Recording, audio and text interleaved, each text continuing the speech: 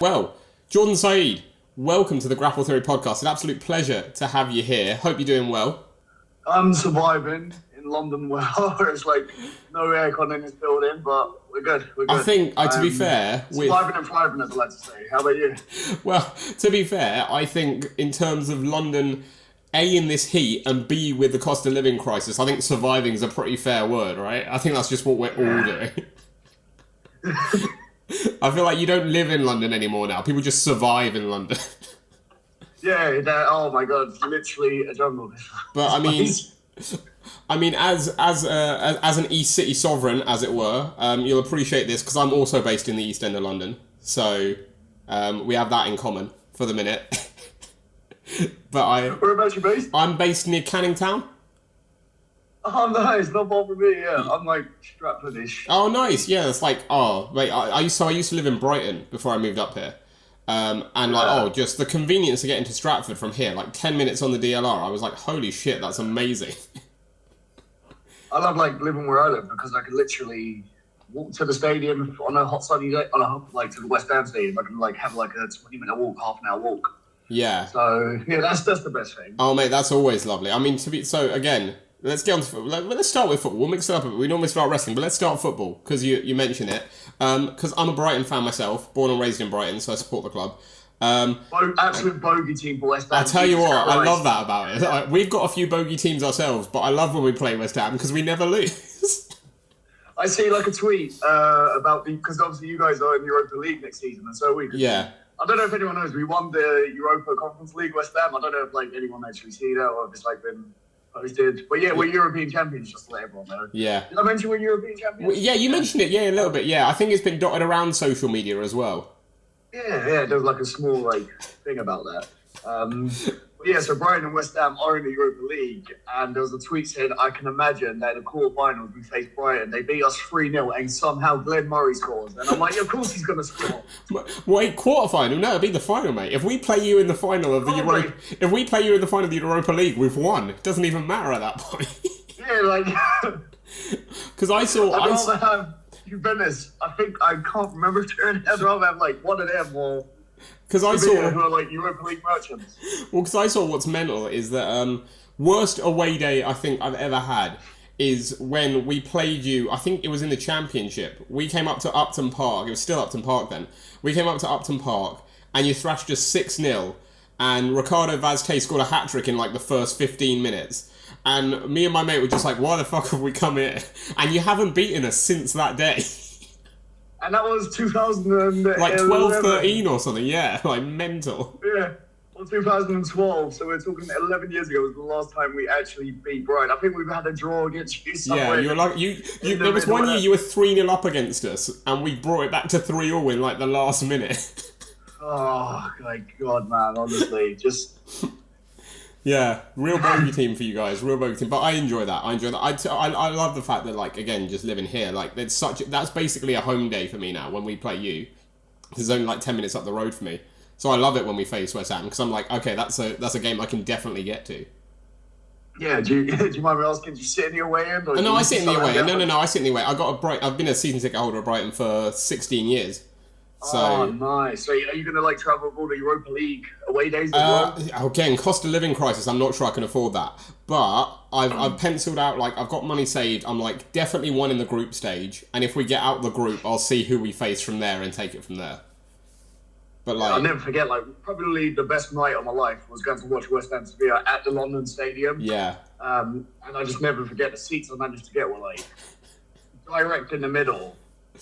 And I'll never forget Yarmolenko scoring, and oh my goodness, like I get like, obviously you can't see it now, I'm getting goosebumps talking about it. I was just like, the atmosphere today was unbelievable. Oh mate, I can't wait for it. I'm so buzzing for those European nights. It's going to be absolutely mental. Although, like, atmosphere at the Amex isn't amazing. We've got a great away following. Away following for Brighton fans is phenomenal. We make so much noise. Home is kind of dead, if I'm honest. We don't have a great home crowd. You also got to remember as well, with like, because the same thing was with the London Stadium. The stadium atmosphere wasn't the best, but because European fans are just absolutely over the top. So you're getting like a quarter of your stadium with European fans. It ups the atmosphere. So on a Thursday night, it's a vibe. Yeah. Like I see the difference going to like a midweek Premier League game and going to a midweek Europa League game. It's just totally different because of like the feeling, the atmosphere, it's a different game day. Like I never thought I'd experience that. It was like seeing another team play. It was strange. No, I can't wait. Experience. It's gonna be mad. I hope we don't get any Italian team. That's the thing I'm dreading, because you know what the Italian fans are like. They're like, I mean, all respect to Italy, but like the Italian ultras. I mean, like, you know, like you saw like in the Conference League final, Fiorentina fans and like Roma fans are mad, and like Brighton don't have the setup for that. Like, we've got one little train station that leads to the stadium, and if there's that sort of trouble, it's gonna be chaos.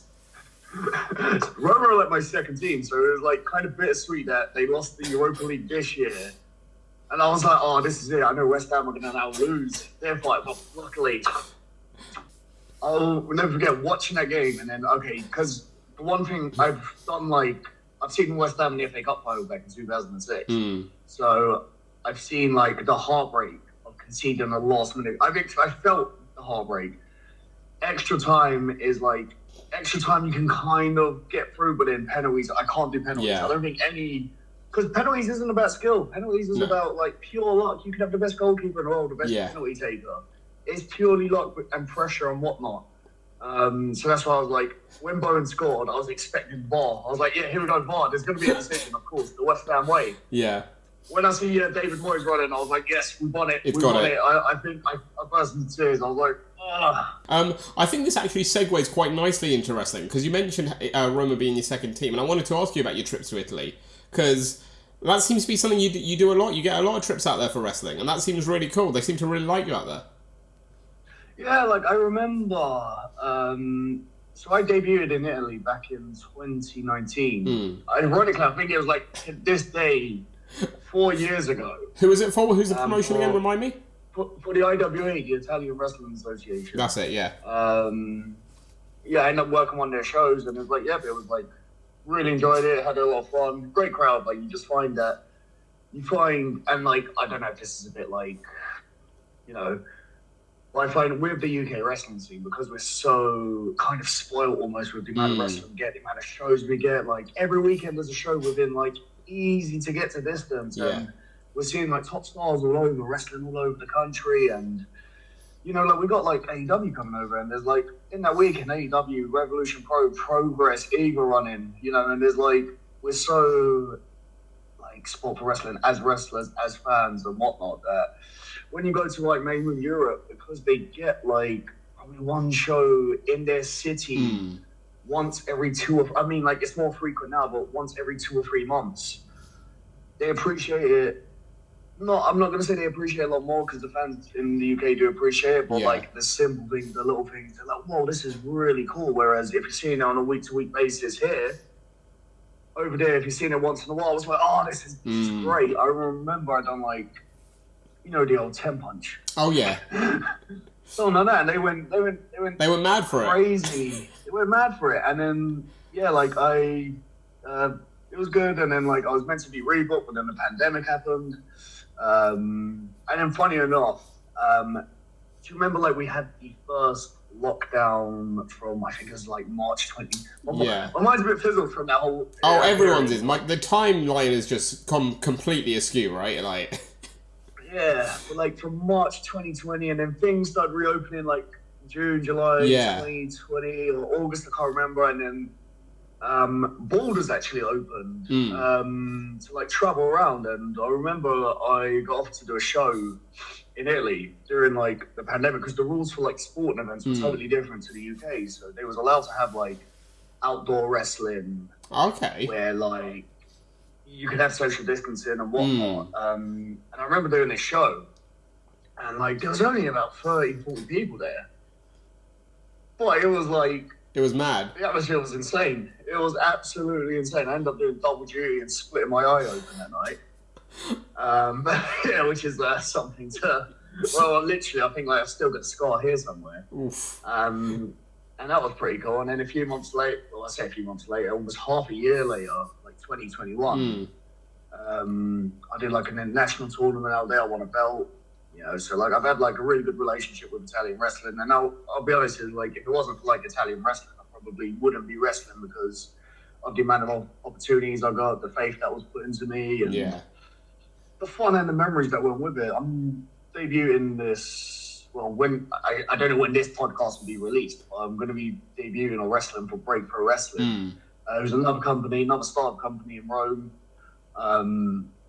Yeah, really looking forward to that. The Italian scene is just like, there's so many hidden gems over there, and I feel like just in Europe as well, there's so many hidden gems who aren't getting that exposure. So like, yeah, so it's a really fun scene out there. Yeah. I mean, like mainly from you going out there so much, I see like all these other like promotions like propping up out there, and it seems like the Italian scene is really thriving, even though like in the general scheme of things, it's one that you probably hear very little about generally.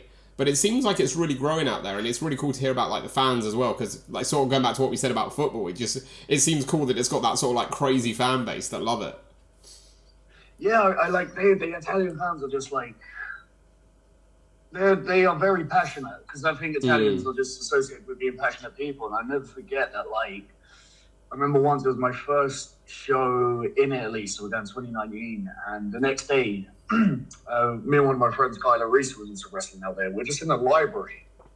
I can't remember why I was in this library. Like, we're just in this random library in Italy, and this fan like makes a beeline to take a photo of us. You know, like he was like, "Yeah, you used to at the show last night." We're like, "Yeah," and then like he wants to take a picture of us. I remember like after there was like an international tournament out there. One day, I actually won, and a crowd member come up to me, and like he said, like one of my I would never forget. He couldn't speak very good English. He was like very, very broken English, one or two words, and he pointed at me. He said, "You are like in here, in his heart." And I was like, "Oh my god!" Like hearing that from someone, and I just wrestle. That's what I do. Like, that's amazing. It's like unbelievable. I love that. They're very, very passionate fans. Yeah. No, that's super cool. Because like I was going to ask sort of about your year as a whole, and it seems like again like internationally, especially in Italy, you've been doing really well. We had your E-City Sovereign buddy RJ Singh on recently, and we were talking to him about yourself, and he was like, you're one of the guys that he felt like just needed that like one big break over here to like really make it. Do you know what I mean? Like that one match or that one moment where it really sort of catapults you up. So I wanted to ask you, like, do you feel that's still to come for you over here on these shores specifically? Because it seems like you've been putting in the grind for years and like doing really well, but it still seems like there's that next level maybe that you can get to. Yeah, I feel like every match I have, I'm just kind of like, this is gonna sound like not depressing, but like very morbid, but like I wrestle every match as if like it's my last. So I'm wrestling like, yeah, this could be it, because like, let's be honest, it could be it. What we're doing is very risky. Yeah. You know, things happen in life and whatnot, you know. So I always wrestle as if like every match is my last match. But like, I feel like the year I had from going back from last year, March 2022 to like now has definitely been like, because I won't really like, I look at it, if I was looking from pre-pandemic, so like 2019, which is like kind of almost my full first year in wrestling.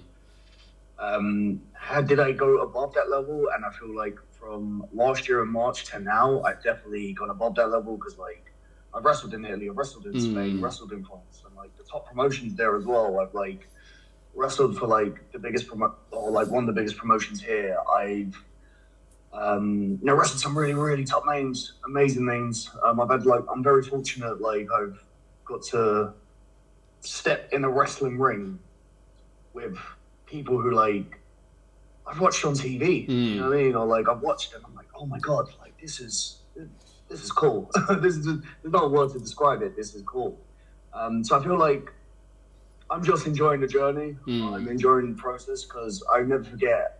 Someone had told me that wrestling there is like no pot of gold at the end of the journey. The journey is the pot of gold. Yeah. So I'm really just like, in terms of a specific match that's like broken out my career, if I'm waiting for it, I don't think I am. I think like I might have had it, and now everything else I'm going, you know, like I'm it's slowly building from there. Yeah. slowly building. Yeah. I was gonna say, like, because again, like you mentioned, like in the last year or so, you've had some really big matches. Is there like one that stands out for you as like that was a career highlight moment? It had to be like last year, everything patterned for Roy Johnson at the Dome, which was like kind of a line with Progress as well. I remember the promoter told me, yeah, so it'll be you and RJ Singh, East Sovereigns against Roy Johnson and Alexander Roth. Two great guys as well, and I'm like, yep, that's cool. Why not? Even Roy says the same thing. He says, yeah, it's like gonna be us two against you two. And I remember I'm in the gym, I'm doing like lat pull downs, and like I know like this show is like in a few days, so I'm expecting my graphic to go out. Progress Wrestling tagged in a tweet, in a post on Instagram or something. So I click it and I'm like, holy shit. Like, it's like me, RJ, Roth, and Roy against Darius Lockhart and Sugar Dunkerton. And I'm like, hold up a minute, nah, this must be like a rib.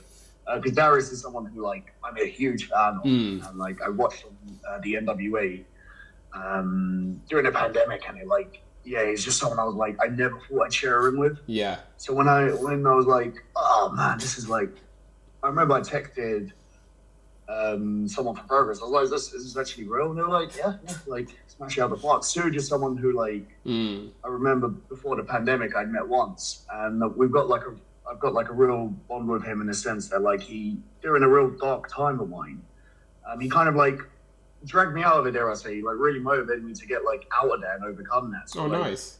Having that privilege to like be in a ring with those two, I was just like, nah, man, this is like full circle of life, man. Yeah, I wasn't expecting it. And when it happened, when the match happened, I remember being on the canvas getting "This is Progress" chants, and I'm thinking, fuck, like yeah, like this is it. Like I've got to quit now. I've got to quit the business now because like it won't get better than this. Doesn't get any better. Thankfully, it has gotten better than this. You know, there's been many more other cool stuff that's happened. No, that's cool, man. Then. But yeah, that was the one moment where like, from there I just feel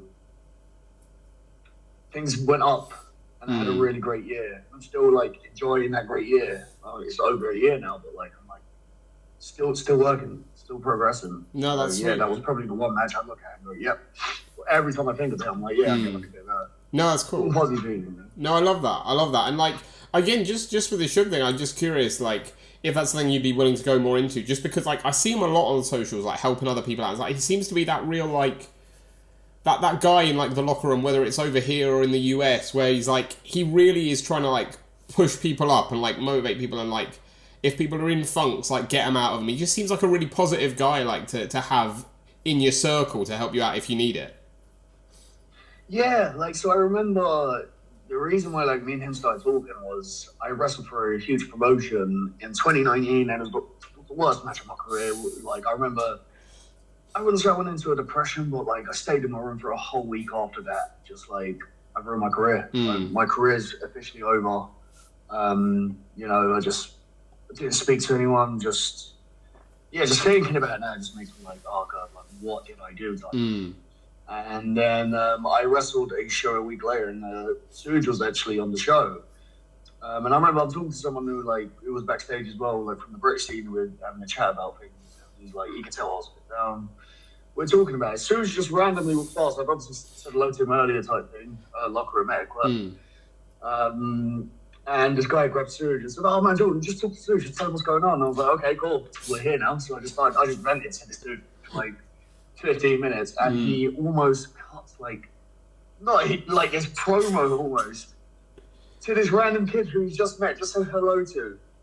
And I can never forget like how he like just like motivated me and like said to me I have to keep going on, I have to keep moving on, I have to like, yes, it's shit, but like, you know, like your time will come around again. And then like the circle, you know, like the whole circle, like, I believe like the energy has the world has this weird energy where like the circle, the circle of the world.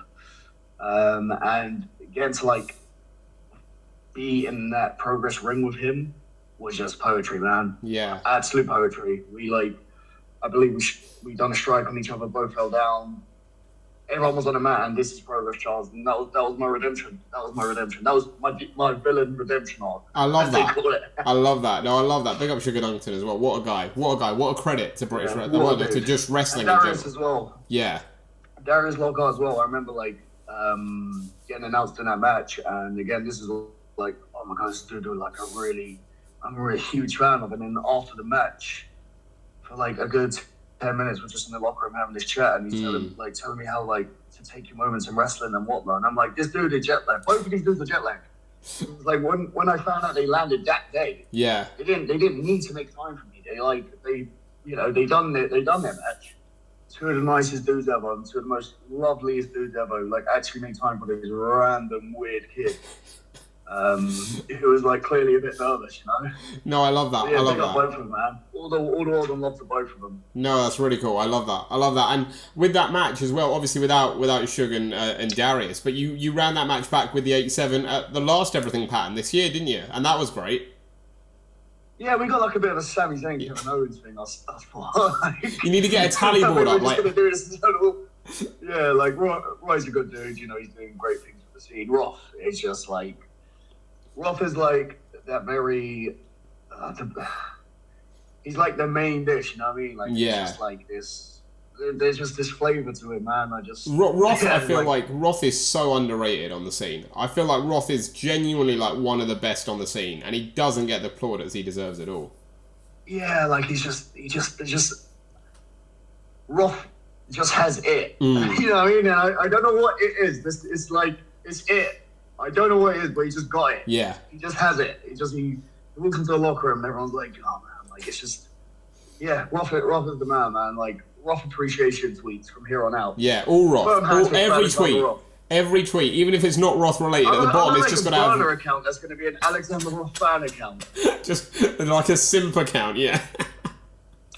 Anyone knows me? Well, now he'll know it's me. Now we'll know. Giving it away. We're giving it away. But no, Roth, it's not us. It's not us. We'll run it. We're not running it together or anything. It's just it's someone else. It's someone else. No, I love that. And like again, because representation is something we're big on talking here, because I think it's such an important issue. And something like Everything Patterned is so cool to see, like Roy doing that every year. Obviously, he had help from Progress last year, and then Resurgence before that.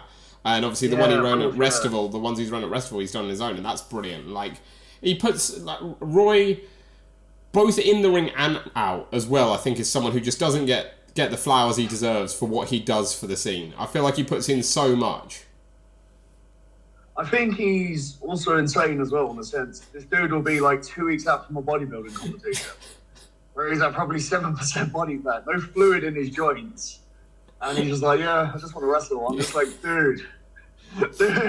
Just calm it. Take a break. Yeah, like, I remember he was telling me, like, I think I was in the build-up for his first competition. He was like, yeah, I'm going to take it a bit easy on wrestling because, like, I've got my first comp coming up. And then 2 weeks before his comp, he's, like, in the ballroom, pouncing people onto chairs and that. And I'm like, oh, my God.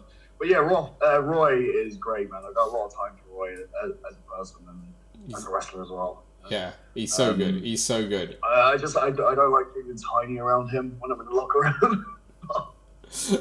Yeah. No, he's so good, and the stuff he does for representation as well. I think in this country, especially, like I feel like those shows are so important. Those Everything Pattern shows, in terms of like as a one-off showcase, like once or twice a year, being like, look at all the great BAME talent we've got in this country that can then be booked on other shows. Because, like, I think it was the Progress Everything Patterned where Leon Slater got, like, his big break. And, like, without that, who knows where he'd be now? Like... Yeah, absolutely. And, like, I feel like shows like that are, again, as you said, there's, like, a good... You're getting, like, the stars who are, like, having it, who are killing it up and down the scene, like, people are on Everything Patterned, they're on the Progresses, they're on the Revolution Progress, they're on the OTTs, the ICW, they're on the WXW. They're doing very good, but then you get like some talent who's not getting a chance to be showcased. Or I say not getting a chance to be showcased, but like last year, who are taking a break, like Leon Slater. Last year, he took the opportunity and ran with it, and now he's doing all right, I guess. Yeah, you could say that. Yeah, he's doing okay, isn't he? He's doing okay. He's on a couple of shows, I think. Yeah, he's on a couple of shows. Yeah, only got like 1 or 2 shows, you know. And then you got like this year we Harrison Leon, who like someone who I've seen who's like really grinding out, you know, got himself into like really ridiculous shape, you know, very nice dude who's like he got an opportunity to be on like the Restival show on the card with some good talent, but also because Restival has other shows that day, he's been in the locker room with other big like other talents, so it's just benefiting him and he's getting that opportunity. So like I love shows like that where like like whether it's every time or even Restival as a whole. Yeah, such a great idea. It's so cool. People. Yeah, so it's great. It is great. Yeah, and like you say, because there's multiple shows on, like people are just in the locker room, they're chatting, you mix with other people, you meet other wrestlers, even ones that aren't on your show, and it's just networking, isn't it? It's getting on other shows, it's doing other bits. It's so good. 100%, that's what it is, man. No, it's so good. It's so good. And like, again, with the representation element of it, so I think that's something that I want to talk to you about, because like it's something that I find quite important, because as someone like, again, like yourself with your background from Yemen, I'm someone who's got like Middle Eastern heritage as well. Cool. Where from? My mum's from Iran. Oh, nice. So like, I feel like, especially over here, like Middle Eastern like wrestlers, like there's not a lot. Do you know what I mean? There's not many. You don't see a whole lot of them. And like to see someone like yourself who like is proud of that and flies the flag and like I just think that's cool as fuck, to be honest. I think that's really cool. Yeah, like I feel like, because if I'm looking at like Middle Eastern wrestlers in the UK or even Europe as a whole, I would think I could potentially count on one hand, maybe. Yeah. Potentially, I know like Chico Sean's doing like really cool stuff up north. I'm aware. I think. Yeah, like again, like my brain just froze trying to think of Middle Eastern wrestlers. I know like some of the guys from Dubai come here, but not on a permanent basis. They like, you know, go back to Dubai after a few months. So like, I'm struggling to think if there is Middle Eastern representation. However, there is always like I feel like sometimes there is a bit of a stain that comes with that. I was gonna say, like, do you think that because obviously we have.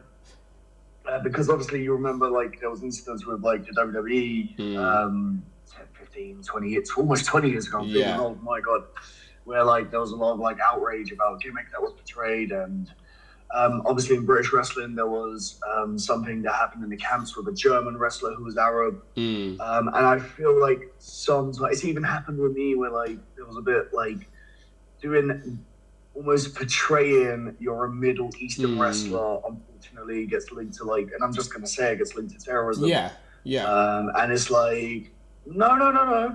I'm proud of my heritage, but unfortunately the heritage that you're proud of can get linked to things that, you know, people can't end up booking you for. So I feel like it's still like, we still got kind of a long way to go in a sense. I feel like there is a good, like, I'm trying to like positively represent Middle Eastern wrestling, but sure, no, I'm not a terrorist. I just want to wrestle. Like, exactly. I like where I'm from. It's a nice place. You know, I'm not going to do anything hideous. Yeah. You know, if you're booing me, it's because just like at the show that just went, the charity show for Lost Soul Pizza at the Dome, because I jumped Sapphire Reed from behind and then threw her into a ring post. I want you to, you know, you don't like me for that. Yeah. You know, not because of, you know, where I'm from or my heritage, you know. And I think like we're slowly making better steps. And I think like in places like America as well, they're making like really good steps. You're seeing like, you know, I know like again, this unfortunately where like Middle East gets thrown in with like Islam as well. Like you're seeing people like Mustafa Ali who's like really pushing it, and like I'm sure his bank account is doing very good at the moment, you know. So like he seems to be like flying and representing and just doing great work to like put that previous stigma behind, and it's great to see, you know. Yeah, I think that's important, isn't it? Because like I was gonna say, like I think all of us of like a certain age bracket will have grown up watching, like you say, the way like Muslim wrestlers are portrayed on things like WWE and stuff. And like, as someone then coming into the business or wanting to be a wrestler, like, was that a drawback for you? Was it like oh shit, if I do this, am I going to get portrayed like that? Was there any kind of that when you started? It was kind of the thing I was told I should do. I should like portray my heritage on the show, and I did it temporarily. I betrayed a country that wasn't. I betrayed a country that I wasn't even from because that country was in the World Cup. So hey, you got to capitalize on that, haven't you? The market in business. Didn't want to do it, but I had to get in business. So I done it. And then like people said to me, "Yeah, you can't be doing this," and I realized, I don't actually want to be doing this. So now I am from Yemen. The ring announcer says I'm from Yemen. But if you don't like me, it's because I just, hit someone in the dick. Yeah. Behind the referee's back. Yeah. Because, I just took that foam finger off that kid and threw it in his face, Yeah, it's like boo me because I'm a good heel, not because I'm from the Middle East. Like, boo me because I'm a scumbag. Yeah. Like boo me, yeah. So like I feel like I'm trying to make those steps as well. And yeah, I feel like we definitely, like, even though, like, God bless him, the Iron Sheik is even, like, without even realizing it, has made those steps because obviously he went from evil foreign villain back in the day, like, doing the camel clutch, and then, like, in recent years, he just posted a tweet saying, "Fuck Hulk Hogan." Yeah, and now he's... and that's his gimmick. And I was like, no one even remembers he's from the Middle East. They're like, oh, the Iron Sheik. I forget his last name's the Sheik because all he says is "fuck Hulk Hogan, I'm gonna make you humble." So yeah, he's like Iron Sheik, trailblazed as well, man. Yeah. And God bless him. As someone with that background, like seeing someone like yourself out there is like if you're like a Middle Eastern kid coming to a BritWres show now and see someone like yourself flying that flag in a positive way, I think that's like something that you can be like, oh, I'm proud of this. I want to get into wrestling because I see someone like myself out there that's not being portrayed like a stereotype. Yeah, 100%. And like, I feel like I have to say as well, I don't think I've never not gotten an opportunity in the UK because of like my heritage.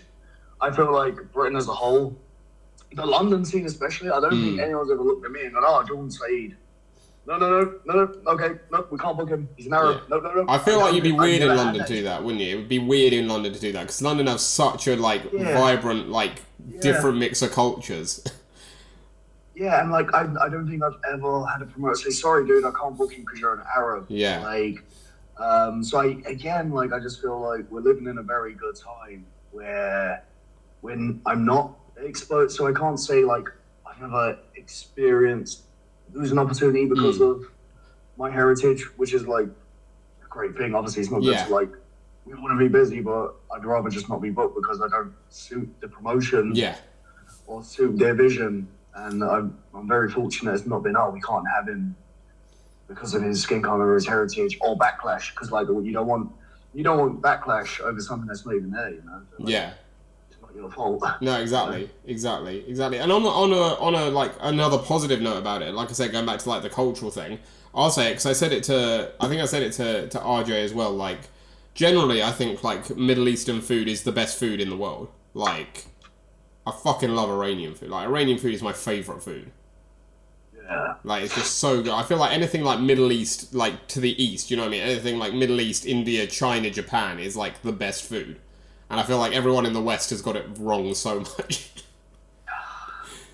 Yeah, like, it's a bit of a hard one, because, like, I really do love my Italian food now. Like, just going out I was going to say... and having, like, a 70-year-old Italian woman make you a pasta. Like, holy fuck, man. Like, it's hard to, like, I love my culture, but, like, once you have it authentic, you're like, okay, you won. You take that bite and you realise how bad we've been doing it over here for so long. Yeah, like Europe ain't beating us for shisha, but, like, maybe the Italians have, like, kind of won at this, I don't know. Really? I guess it's all down to taste, and, again, I'm proud of, like, my culture's food.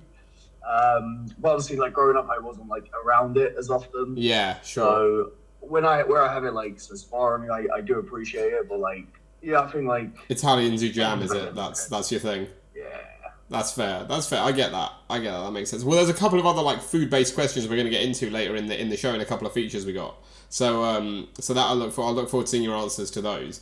I want to talk to you about, like, again, we talked about Italy and stuff. I want to talk to you about another couple of promotions that seem to be, like, quite close to your heart. First is, like, WrestleForce.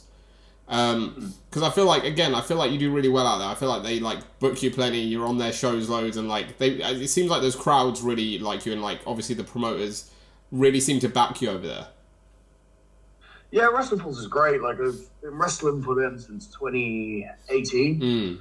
I've got nothing for praise for them. Like, it's just, I feel like with WrestleForce TV as well, it's gone up to a new level. Like, you're always getting, like, good wrestlers, good crowd reaction. I think Ollie does a great job. Ollie, like, as a promoter, as a wrestler, I feel like as a wrestler, he's in that bracket of people who are just underrated. Yeah. Because, like, his stuff is just down to a T. He gets a reaction no matter what he's doing, and I think, like, yeah, he's, like, him getting a reaction kind of rolls off to the rest of the roster. So, like, we go out there and try and get, like, replicate that same reaction. So, yeah, WrestleForce is great. I feel like it's in the right direction. You know, Ollie books really good people. There's a really, like, WrestleForce has a really good, strong academy of, like, young people who are, like, got good etiquette, very well mannered, know all the basics. And I think, like, I feel like Ollie and WrestleForce is one of those things that, like, we'll only appreciate when it's not on the scene no more. Yeah. I was going to say that. Because so many people have come through WrestleForce, and, like, so many people who you're seeing on the big shows, like the Revolution Pro Wrestling, the Progressors, they were on WrestleForce. They were, like, I'm sure I see, like, something that blew my mind. TJ Cooper was, like, a WrestleForce international champ. Yeah. Like, and he's, like, again, he's doing okay for himself as far as I'm aware. You know, Lewis Howley, who's now obviously in an actual SmackDown. Sorry, not even NXT, actual SmackDown. Yeah. He was doing first dates in WrestleForce, and, like, you know, he was, like, you could see him in your local village hall in Essex. And, again, I'm sure he's doing quite decent for himself as well. So. Oh, you imagine so. You think so, wouldn't you? Yeah. But that's the thing, like you say, almost like a don't know what you got till it's gone thing. I feel like WrestleForce, again, like, you have these big indie names, and I feel like they take up a lot of the attention. But, like, WrestleForce is a company that I feel like has done so much for the Southeast, like London and the Southeast, because, again, like, they dot around, they don't just stick to one place, you know what I mean? They dot around the areas, they do loads of different shows, they book loads of different people. And like you say, like, if you go back and look at their shows, like, 5-10 years ago, and some of the people who were on there then and what they're doing now, you're like, oh, holy shit, like they brought through a lot of people. Yeah, I wouldn't say, like, they necessarily, like, brought through a lot of people, but I feel like a lot of wrestlers were able to, like, get those constant shows under their belt, build their confidence, go to a totally different environment where, like, it is Cowboys and Indians almost in terms of, like, the fan base, which is totally different to, like, some of the stuff on the scene. Yeah. And just learn. Like, I feel like just the touring promotions in general don't get that credit. I feel like the bread and butter British wrestling, which is, like, you know, the holiday camps, the family shows, I feel like people don't take them for I wouldn't say taken for granted, but, like, don't realize how beneficial they are. And, like, you know, they will like, unfortunately, sometimes you do see promotions closing. It's never them touring promotions. Yeah. Never ever, because they're running for long ages and ages and ages, because they're obviously their model of promoting and their model of wrestling. People will always want that. People will always want, like, a 5-match card in a county hall in Essex. People always want a 5-match card, good guy versus bad guy, up in the Midlands, during, like, a Wednesday during half term. There will always be a market for that. So, yeah, like, I feel like just WrestleForce, yes, but also just your touring promotions and your family shows as a whole. Yeah. May not get the credit they deserve for the scene. Oh, no, you're spot on. Because we had Dean Allmark on as well, and he said that there is this sort of, like, stigma almost to being, like, a holiday camp wrestler or a touring wrestler, even though they're like the hardest working wrestlers. Because, like, you know, they put in the grind week in, week out, touring all these places. It goes back to the thing of, like, you got the whole paper advertising thing versus the online advertising. Some promotions were, like, strictly their fan base is from online, which is all cool now. But then, like, I just feel that whole, like, put a poster on the wall will never be, like, it'll always be there. Yeah. You know what I mean, like, again, like, these promotions will always be there. And I do feel there is a stigma of, he's a family show wrestler. He's a holiday camp wrestler. And it's like, well, he still gets a reaction. Yeah. He still gets a reaction on any show he's on. Yeah. Sorry, as you can tell, I'm very passionate about it. No, that's good. I love that. And that's the thing, isn't it? Because like Dean said as well, like he said he's had it where like non-holiday camp wrestlers or people who aren't used to holiday camp wrestling will come on like a one-off holiday camp show. The more indie wrestlers will come on like a holiday camp show, and they'll have like no idea how to deal with the reaction they're getting because people don't know who they are, and that's an odd like flip reverse kind of thing. Yeah, like I've seen it before where like guys will work for like more indie promotions, independent wrestling promotions, and then they'll come into like just your average family show, and it's like they will like they just it almost humbles them in a weird way because they're like, oh, no one knows who I am. Well, they pop for me at this show. Yeah. And it's like, yeah, like this is it, you know, and like there's the whole thing of like taking up the ring, taking down the ring, going to the next plate, you know, like it's like it's a grind. Yeah. It was kind of it gets to me as well when people again I've been called a shit camp show wrestler. I've been called, oh, you're just a family show wrestler, and I'm like, well, it works. Yeah. It works. It always will work. I mean, like, as far as I'm aware, the biggest touring promotion, family show in the world is the WWE. Yeah. And again, I'd love to look at Triple H's bank account right now. I'm sure he's doing well. I'd love to look at Vince McMahon's bank account. Yeah. I'm sure John Cena is doing very well for himself. Yeah. Roman Reigns, I'm sure he's like just a bit, right? Just a bit. Okay. You see, and he does a massive taunt and a spear, and he's the most over man in the world. So yeah, exactly. No, exactly, and that's the thing, isn't it? That's the thing. It's and like you say, almost as well. It's like because it really interests me because I hadn't thought about that before until you mentioned it. But like the whole like not necessarily an online promotion, but like promoting a company online versus the posters. Because like WrestleForce, other companies like that, like Kapow and like the other holiday camp ones, like you always see them packed out, but they're the ones that you see far less advertising on social media, and yet they're always packed out. Yeah, like I again, this is why I have so much respect for Ollie because he will just grind and grind away out of town or wherever he's running the area. Like he runs London shows as well, and he will grind away poster in, flyer in. And I'll give him a hand too, like when I can.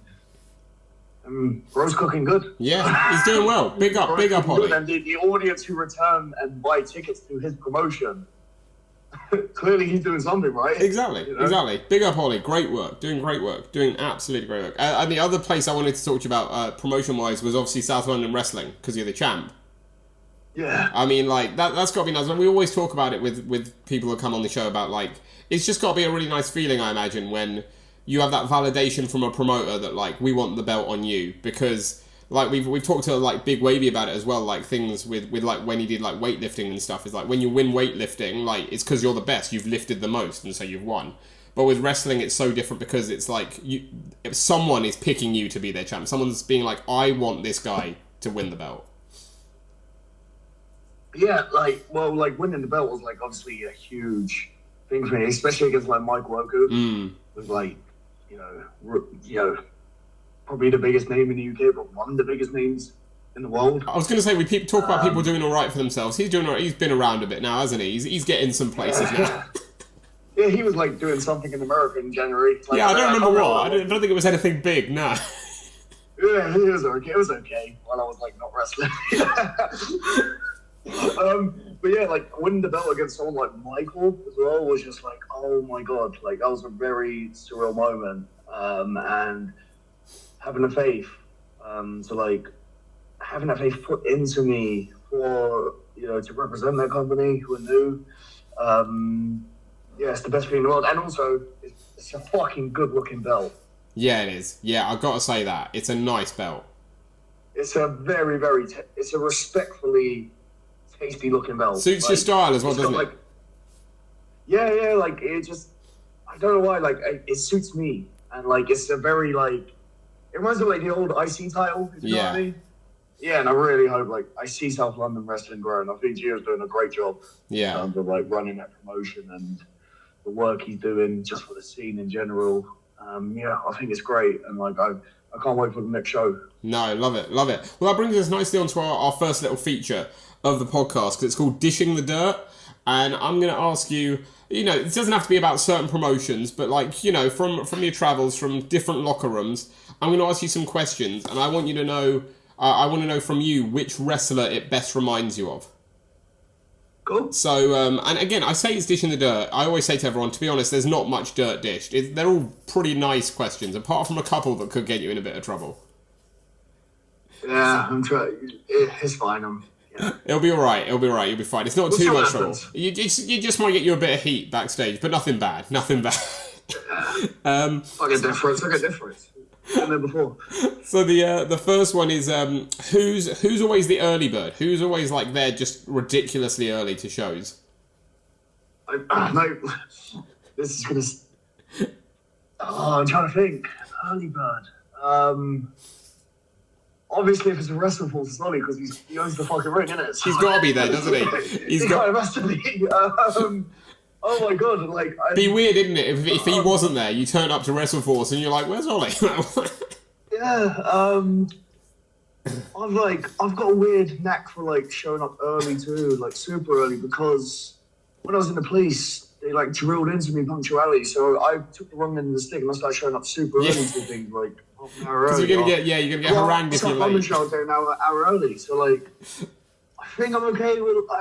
It's so hard. No, that's fine. Because different promotions, there's different people. Yeah.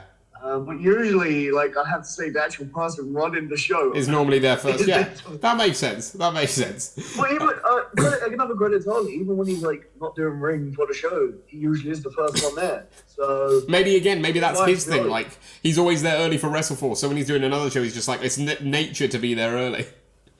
Yeah, like I'm looking back at it, I think like he might be the early bird.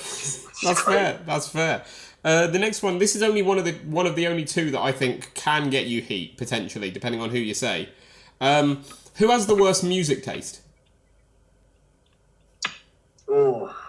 If you're like traveling with someone or like in the locker room, someone puts on a tune and you're like, oh, what is that? Like, again, obviously it's all subjective. Ooh. You know, music's always subjective, but like, who puts on the music that you don't like? Oh, I'm trying to think. I really don't know. Is there anyone you travel with who like the car music's pretty bad, or like are you in control of that? That's just one question. Like I'm like, it's gone over my mind. I'm like, I don't think, because again I used to be a musician, so like all music is great to me. I've got a very broad taste of it. What's your style? What do you like? Again, like I'm just open to everything. I love a bit of classical sometimes. I love a bit of rap. Love a bit of rock. Love a bit of metal. Nice. I love everything. It just depends what mood I'm in, man. Sure. Like last year I went to Wireless Festival and I went to Slam Dunk, which is obviously two very different festivals. Yeah. This year I'm going to, I think We Are Festival. I'm just going because like I've been invited, so I'm just gonna go, you know. And I know what type of music it is, so it's like. Yeah, like I really, that's one question I'm really going to struggle to answer, to be honest. No, sure. No, that's fair. I understand it. Who's the funniest in the locker room? Who can you always count on to make you laugh? Oh. Trying to think. There's so many, like, I'm very fortunate I've been, like, a part of so many good locker rooms.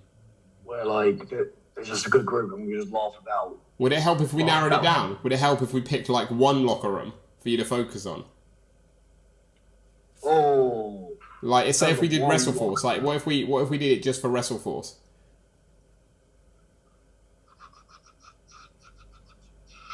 Or like I could maybe pick a specific locker room. Go on. It's just like the funniest. Probably it's either South London Wrestling or Pro Wrestling East. Pro Wrestling East is just like, I always have a laugh up there. We've heard good things about Pro Wrestling East. But then to be honest, like anytime, like I've not been on like a show with him, I don't think. I've trained with him. I've probably seen Shaw Samuels. It's just funny, man. Always brightens the mood up, you know. For sure. No, Shaw seems like a good like. Purpose as well. Purpose is wrestling. Is like usually a good funny locker room. David Francisco is a really funny dude. Yeah. He looks like he sounds like he is as well. From what I've heard, he sounds like he knows how to make people laugh. No, I love that. The next one is, does anyone bring like really good food to the locker room? Like someone who brings either their like pre-show meal or like snacks or whatever that you're like, oh, I wish I had that. Oh, well, I don't know. At the show the other day, the home show, the charity show, someone brought like, I don't know who the fuck it was, but he brought like, there was vegan cookies there. That sounds like it's Nina Samuels. Nina Samuels always bakes. Yeah, she was on the show. I was like, huh? It could have been her, I don't know, but like there was like this huge batch of vegan cookies. That'll be Nina, I think. Nina's the one we hear. To be honest, I gotta say, like, Italian Wrestling Association, I've wrestled with a dude called Ricky Olson. I'll tell you, actually, this is a story. Okay, so go on. I'm like, I'm wrestling this dude called Ricky Olson, and this is where I busted my eye open. I went for this, I hit a Stinger Splash, went for another one. He moved out of the way, busted my eye open, like mid-match, fucking claret everywhere. I'm like, oh god. Finished this match somehow. Like, maybe I might have been half concussed, I can't remember. Anyway, after the show, like, we were like kind of stood there and whatnot. Like, some of the fans are there, some of the wrestlers are there. And Ricky comes up to me. He doesn't speak good English. And he goes, Jordan, can I have a word with you? I'm like, yeah, cool. So he, like, says, come here. He's walking me to, like, this car park. And, like, in the distance, I can see, like, this car with, like, two elderly Italian people. So the first thing I thought was mafia. I thought, this is it. I'm done. Finished. So I'm getting ready to start swinging. I'm like, here we fucking go. Right, it's my time. Walk to the car, and the car boot was open, and in this car boot was like these fucking pastries, peach tea, bottles of water, fucking. There was cake. There was like all this food that this guy's mum had made and brought to the show for the wrestlers. And he's like, yeah, just help yourself. Sorry, was it his mum in the car? Was it his mum or dad in the car or something like? It was his mum and dad who were the two old Italian people. I thought they were mafia. I thought like he was pissed off at the match. So this is it. I thought this is how Italian wrestling worked. Obviously not. That's and yeah, all the wrestlers just stood around this car eating fucking pastries and Italian cuisine from this woman's car boot. That's a peach tea. I tell you what. I'd have to say that, man. I love that. I tell you what. If come out to my car, my mum's got pastries isn't the most indie wrestling thing I've ever heard. Goated moment, man. Goat moment. That's amazing. I love that. The next one. Where's the next one? I've lost it. Okay, this is the only other one that I say might get you a bit of heat, depending on who you say. Who do you think has the worst dress sense outside the ring? We're talking shoot now. We're talking not wrestling gear. We're talking real life gear. Who turns up to the show in something and you're like, what are you wearing?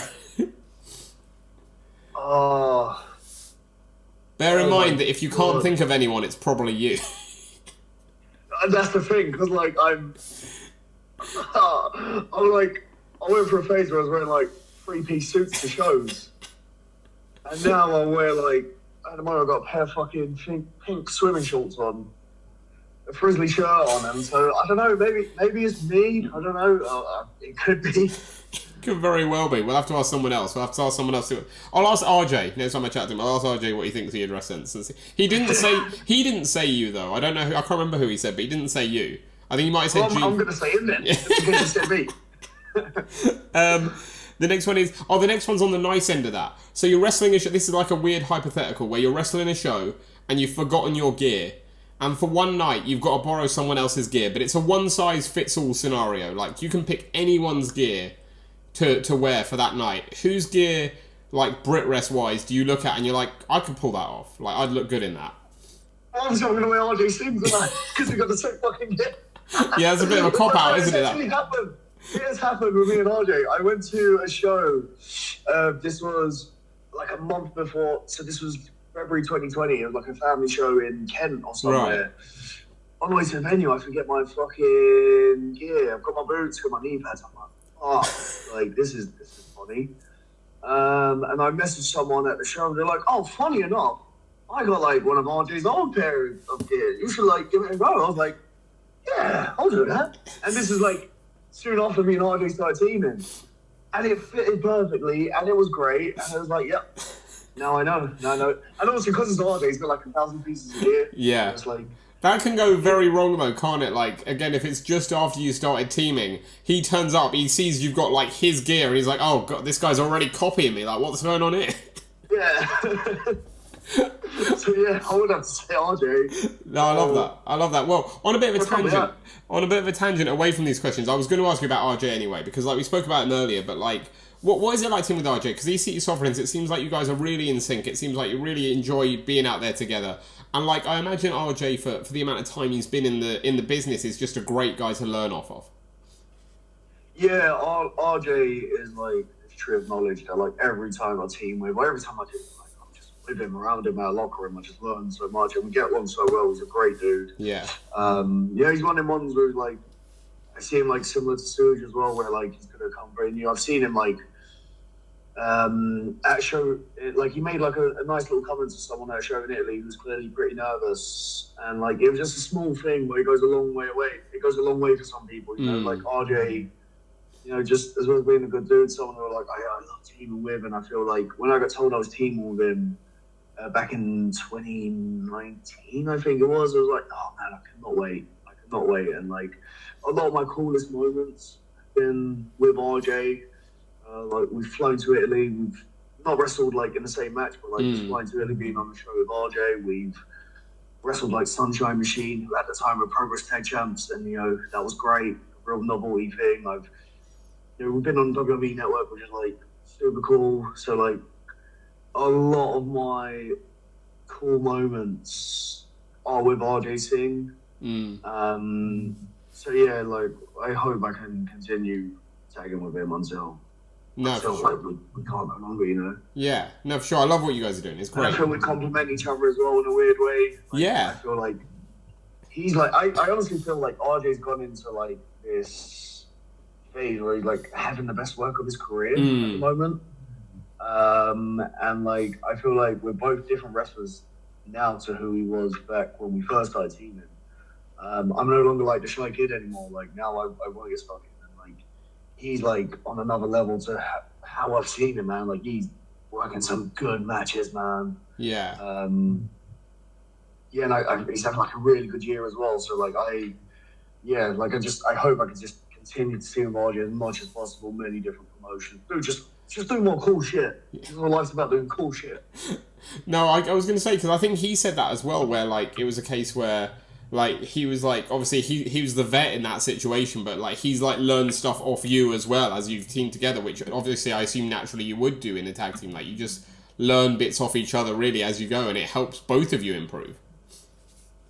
Yeah, like we both I feel like we both just have a really good chemistry, and understanding, and like, yeah, when we both now have tagged enough, we know each other, and I know, so it's a great blend, of like, because I still consider myself as like, you know, new to the business, you know, because you know my first match was like 2018, so I'm still. Some people say I'm still a baby, so I'm still a baby. And that mix of like new and experience really blends it all together. And he's like the vet, and I'm obviously the really angry dude who's angry for no reason. So yeah, it just goes together well. Yeah. And like in our matches, it goes together well, and I just love it. No, it's a good mix. It's a good mix, and that brings us nicely back to the last couple of questions on this feature. Who in BritRest do you think throws the best party? Again, it's like a hypothetical. You're invited, like everyone in the locker room has invited you to a party, but you can only go to one of them. Who's you picking? Who do you think would be the best? No comment.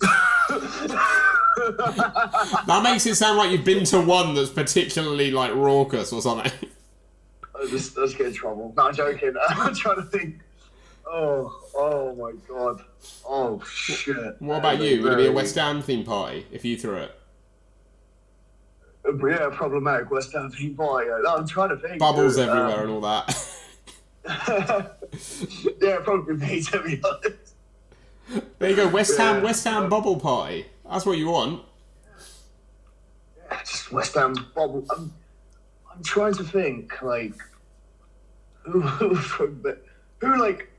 I'm gonna go like for people who I haven't, whose parties I haven't been to. Go on.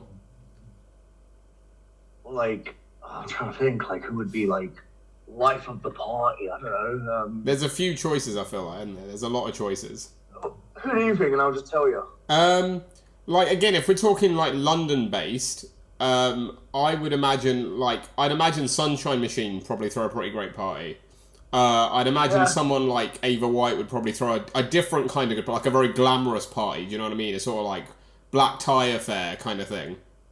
That sort of thing. But like, I think there's different parties. It depends what you want to go to. Yeah, it depends. It depends what mood. It depends like how many problems you want to call yourself. Love that. I think we can leave it at that. To be honest, I think we can leave it at that. Like, I won't let you name and shame who's the ones that get in trouble at the parties. Yeah. But the last one on this list is always my favourite because it's it might be an obvious question to be fair because it might be RJ, but who would you want to have your back in the zombie apocalypse? Who do you think would be the best partner to have in the zombie apocalypse? Who'd be the most useful? Probably fucking Bullet, I think. Yeah. To be fair, yeah. Or Levi Miller, one of them two. Oh, mate, Levi'd be throwing them left and right, wouldn't he? Yeah, probably Levi or Bullet. Like, yeah, I think that'd be the best. Yeah, you want the muscle, don't you? You want the absolute, powerhouse. Yeah, just two specimens. Yeah. Like, yeah. Simon Miller could throw into that as well. Yeah. Just clotheslining people's head off and stuff like that. Yeah. No, it's a good answer. Some good answers there. I like it. And that brings us on to our last feature nicely, because this is Anatomy of a Pro Wrestler, and this is getting to know a bit more about you as a person, not about Jordan Saeed, the wrestler. So again, I'm going to ask you some questions, and you let me know what comes to mind. So the first one is, what is your favourite post-pinfall pig-out? Post-pinfall pig-out? Oh my god, I don't really... This is gonna sound like I don't really have post wrestling pig outs. Do you not? I used to. If there's a show and someone wants to it could be a whole let's go for a drink type thing. I wouldn't class it as a pig out, but I don't. And the reason someone who I'm gonna give more praise to is Tristan Archer. I remember I done a show with him. And he was telling me how strict he is with his diet, and I've learned now how to after shows just to have a protein shake, stick to what I'm supposed to eat that day, and there's nothing wrong with doing that. There's nothing wrong with it. I just don't know how you do it. I appreciate, I respect the self-control that takes. Yeah, this is gonna sound unhinged. If I do have to stop off at McDonald's because the boys want to do it, I'll get one of them really really small McFlurries. I'll have an espresso as well, and a fucking chicken salad or something. I'm just I know it's a bit red flaggish, but no, I tell you what, I mean, really have post-show pig outs. It is a little red flaggish. I mean, that's definitely the lightest post-show pig out I've ever heard anyone say in doing this podcast. If I even go somewhere. Again, I respect it. If you got that control, I just don't think I'd have that level of control. Yeah, because one thing that I can't. So usually, if I'm wrestling a 3-day weekend though, I can't eat before shows either. So I won't eat the night before because I just can't physically do it. I don't wrestle the best when I eat, which is weird. I know I used to do it, and I don't think there's anything wrong with it. But I think I got super scared once because I was wrestling the show, and one of the tag team I wrestled was Two Good Eggs, JJ Lynch, Rex Armstrong. Yeah. Before the show, it was the show started at 7, but we had set the ring up, so it was about 3 o'clock, and there was a Morley's around the corner, and I was I'm going to bang some of that. I can't remember, I think I ordered half the menu, because it just smelled really good. So I just yammed this thing down, proper. And then I remember during the match, Rex Armstrong speared me. And I remember just being sick, but I had to swallow it back down. I think ever since then, I'm so scared to eat before a match. No, I get that. I'll have, for breakfast, a protein shake and a couple of espressos, maybe a Monster and a protein bar, and then that would be me until the end of the show. And then after the show, I'll just keep it super clean, man. No, fair. I get that. If you and a Diet Coke as well, just as a freshman. No. Yeah, sorry to sound like a real party pooper to it, but that's genuine. I can't think of a post-show pig out. No, it's fine, mate. It's fine. Again, whatever works for you. And to be fair, if you've had that experience, I imagine how that would sort of put you off. Well, in Europe, it's a very common thing to go out for dinner after a show. So it's whatever, in France, or quite often. Out in Italy, I have. In Spain, I have. So I think like there, it kind of depends where you are, what you're doing. But then if I had to choose one, like specifically as a go-to food, like I'm thinking like Roy Johnson mode, like you just finished a bodybuilding competition and like you're just reaching for something. Yeah. So like hypothetically rather than reality, probably a Wendy's, man. Wendy's is a good shout. Wendy's is real good, yeah. Wendy's is GOAT, yeah. Wendy's is elite level food. Nice, yeah, that's fair. It's a good choice. Well, this one you don't need to worry about your match because this is the classic. What would your like death row last meal be? Fuck. Oh, I've never actually thought that. You don't need to worry about being light here because you're going out anyway. So. Yeah, probably be. But again, it just depends. Like, oh, I'm trying. I don't think I've ever been asked that. I haven't thought because really? I hope I'm never going to be on death row one. I hope I'm never on death row one day. I mean, I'm sure you won't be, but like. Yeah, we'll find out. Possibly like a carbonara. Nice, that big old Italian feast, yeah. Yeah, which is like a 3 cheese pasta. Nice. You know, you can get what the fuck you want type of. I assume on death row you just have what you want. Yeah, yeah, that's the gist of it. The gist of it is like you can order whatever you want and whatever amount of it you want. Yeah, probably a couple of espressos, probably a Moscow mule. I don't know if you're allowed to some fucking death row. I feel like you should be allowed. I feel like that's allowed. But that and a carbonara, yeah, nice. I feel like if you're gonna go out, you're gonna go out and start, aren't you? Yeah. And then maybe some like car boot pastries as well. Yeah, car boot pastries, man. Like, don't knock until you try them. Love it. The next one we talk. Again, like if I had to like just say one specific thing, it'd probably be like a Wendy's or a Morley's, but just have like everything off the menu just to be a cunt. Because if I'm going out, I'm going to take the service down with me. Exactly. That way, when they zap you and you do explode, you leave them a mess to clean up. It's like your final fuck you. Yeah. Nice, like it. The next one we talked about music. It's the song that gets you the most hyped. Like, what song can you always count on? Whether it's like, you know, a workout song or something, like something that always gets you pumped, like really gets you amped up.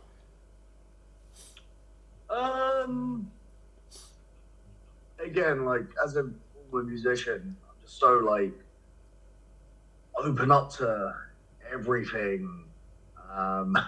What music did you play? What did you play? Oh, so like I was a bassist in like a rock band. Oh, nice.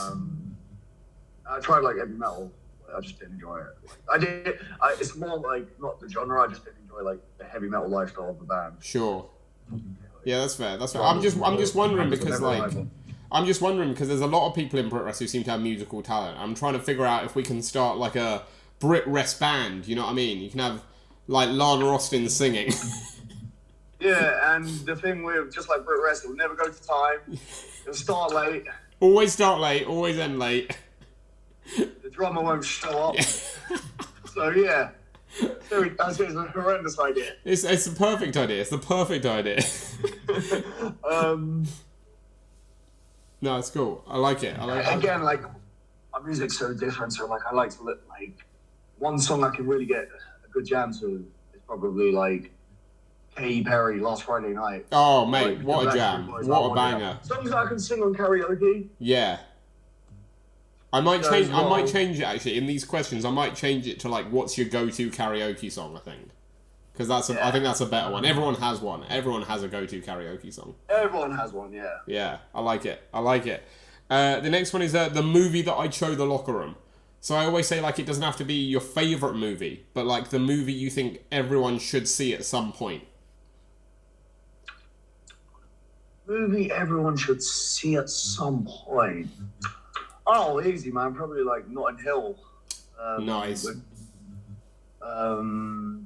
that was like 500 Days of Summer as well. Was fucking great. Oh, I didn't peg you as a rom-com kind of guy.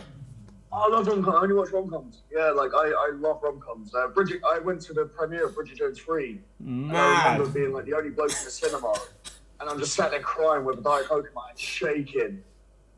And it was like the best moment of my life, and my life's peaked since then. So yeah, like I love rom-coms. Like, oh mate, when I love say that. you have Netflix, I'm like, no, I don't have Netflix, but I've watched Netflix series. They're like, oh, what have you watched? And I'm like, oh, Emily in Paris, and I'm waiting for the season to come out. So yeah, I fucking love rom-coms. They're my favourite thing. So I'd always say Not in Hell with You. Oh mate, I didn't late peg you night. for this at all. I just have a lovely image now of you and RJ on like on a Saturday night, just chilling, watching rom-coms together. After a show, yeah, that's practically us. All the romantic comedy films, I just say go watch it, man. Four Funerals on a Wedding is great. Yeah, Love Actually. I'm trying to think more at the top of my head. All the rom-coms, basically, just all the rom-coms, just every rom-com. Sleepless in Seattle, which was kind of rom-comish, but not. You know, that was cool. Yeah. Nice, love it. I didn't peg it, so I love the surprise. I love that. The next one is a bit of a throwback because it's your first job. First job, what was I doing when I was allowed to work when I was 16. What was I? No. My first job would have been. Oh my god, this is how old I am because I can barely remember. So by job, we're not talking like work experience when you're in secondary school. No. We're talking like paid job, like. Check. Oh my god, was it the police? Was I doing something? No, it wouldn't have been the police. What was I doing? It might have been Spoons. I worked in a Weatherspoons. Oh, classic. My first actual paycheck. Classic. Could have been from Weatherspoons, yes. No, it wasn't. Sorry, again, this is how old I am. I used to be a carer for someone. Oh, okay. And I also used to support them in universities with their work because they had learning difficulties. So that was my very first raw, uncut paycheck, taxed by the government. Yeah, so that was it. That's a lovely first job to have in terms of it's heartwarming. It's not the easiest first job to have though. I'll tell you what, that's a tough first job to go into. Yeah, it was tough for life skills and that you learn. Yeah. Later with you in life. No, credit. I love that. The next one gets a little deep because it's your greatest fear. Sitting in my wheelchair, or sitting when I'm very, very old, not being able to physically do things, going, oh my god, I just wasted time because I've already had that moment of, oh my god, I've thrown away years of my life, and the worst feeling in the world, regretting not living every day like it's your last, living in the moment. So yeah, that's my biggest fear. Looking back and going, fuck man, why didn't I do it? Why didn't I book that random flight to a random European city? Why didn't I buy that cake in the window, despite the fact I'm on a diet? Why didn't I ask that girl out who's like a 10 out of 10 who knows out my league? Why didn't I do it? Don't be a fucking So that's my biggest fear, is just looking back and going, yep, I could have lived a better life. So yeah, just trying to live each day like my last. My biggest fear is not doing that. No, I love that. I think that's a good mantra. I like that. The next one is a bit back to light-hearted again. It's your favourite animal. Oh, we just love dogs, isn't it? They're just very cool people, very, very cool. It's cool to be around a dog. Yeah, they always lift you up, don't they? It's a nice just emotionally they give you a boost. Yeah, and dogs are great. No, I love that. Cats are dogs. I have time for cats. We respect cats on these sides. On this side of the podcast, we respect cats, but I think dogs are elite. Yeah, gotcha. The next one is your favourite match stipulation. So wrestling match stipulation. But for purposes of this, a singles match counts as a stipulation. You can say that if you want, but it can be anything from a singles up to Extreme Rules or a Royal Rumble or whatever you want. I love it. It depends. Again, if it's a tag match and I'm just tired, RJ can do everything now. So we love tag matches. I also make him do the hard work. Yes. Yeah, I think I love a rumble. I think rumbles are just fun, and the audience gets so invested in rumbles. So yeah, I love a rumble, man. Yeah, they do. You can't knock a good rumble. When a rumble's good, it's really good. Yeah. No, it's a good answer. The next one is I've seen go on, sorry. No, go on. Yeah, I think as well the nostalgia pop is always great. Yeah, the countdown, the buzz, who's going to be next sort of thing is Yes. It's that like serotonin rush. It's not serotonin. It's that like endorphin rush, isn't it? It's that boost of like, oh, what's this? Yeah. I love that. Yeah. It's a good shout. Only a couple more. The next one's my favourite place in the world. The Trevi Fountain in Rome. Currently, because it was Upton Park. And it still is. Like, I'm not gonna lie, sometimes I go past, like, Station on the District, and I still get a bit emotional thinking about it. Even talking about it, like, I'm like, kind of emotional. But yeah, probably, like, at the moment, the Trevi Fountain in Rome is my favourite place in the world. And then, yeah, Upton Park, and by default, I'll take London Stadium. Nice, yeah. Detour to London Stadium, but not as good. It's not as good. Like, even, I'm not a West Ham fan, but, like, I've been to Upton Park a few times, and, like, London Stadium just doesn't have the same thing. It's not... London Stadium, I think, is a great stadium in the sense that, like, you know, it's great transport links. You can get there from any part in the world, because if you travel from an airport, there's coaches that go to Stratford, Gatwick, Stansted. So it's very easy to get to. On top of that, like, there's a shopping centre near there. There's two shopping centres. It's obviously very nice visually to look out. You know, security is very good. So I can't knock it as a stadium, but like it's not Upton Park. Imagine being in the Wasteport, going to Upton Park on like a cold winter's night during midweek. It just wasn't pleasant, and that's what you wanted. You wanted the away team to feel intimidated. It was special, man. So like. It's got a place in my heart. No, I get it. And the final one then is your dream holiday destination. Oh. Dream holiday destination. Canada. I've never been to Canada. Nice. And like there's obviously a very good wrestling scene out there. Yeah. And obviously Tim Hortons as well, just fucking bangs. So Mate. Yeah, like, I think Canada is definitely somewhere on the list I'm looking at. Nice. There's a good shout. And Tim Hortons is good over here, so to have the original is probably like 10 times better. Yeah. Tim Hortons is dope here. No, I love that.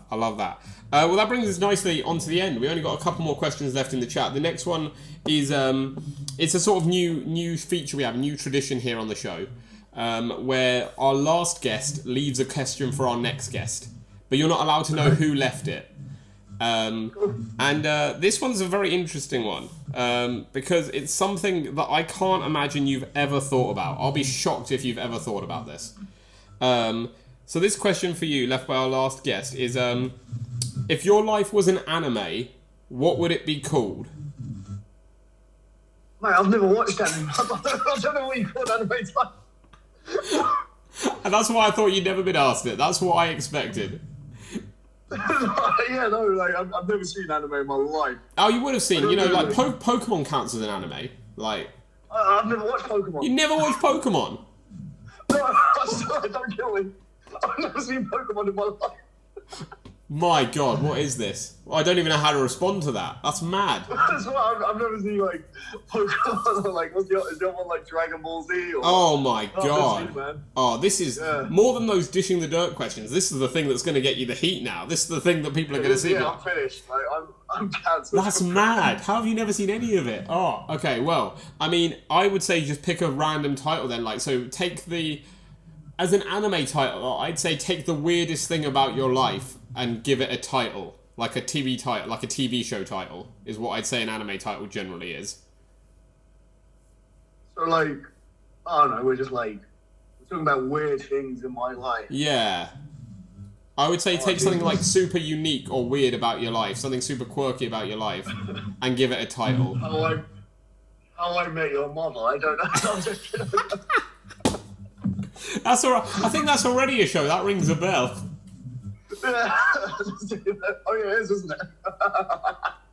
Oh my God. Wow, that's like that's a very powerful question that I don't have the answer for. That's fair. I didn't think you. I saw it and I was like, oh, there's no way you're going to be able to answer this. I was It would have been How I Met Your Mother, but unfortunately, that's already taken. And it's not an anime. Oh yeah, true. Brilliant. No, actually, I think that's the perfect way to end it, to be honest, because I didn't think you'd have an answer for it, and you don't. So Yes. I would have been shocked if you did, but the fact that you've never seen Pokemon or Dragon Ball Z is going to get you some heat. Yeah. So, Can't wait, man. yeah, look out for that. But, Jordan Saeed, it's been an absolute pleasure having you here on the Grapple Theory podcast. I hope you've enjoyed it. Yeah, man, it's been a fun laugh. Man, it's been great talking, honestly. Good, thank you. Really fun. Thanks, that means a lot. That always means a lot. We always end with giving our guest one final bit of promo time. So, for anyone going to South London Wrestling or to WrestleForce or to Purpose or anywhere else in the country where Jordan Saeed might be wrestling, why is Jordan Saeed going to steal the show? Oh, is that to me? Yeah. That's your this is your last promo for the world. Why am I gonna steal the show?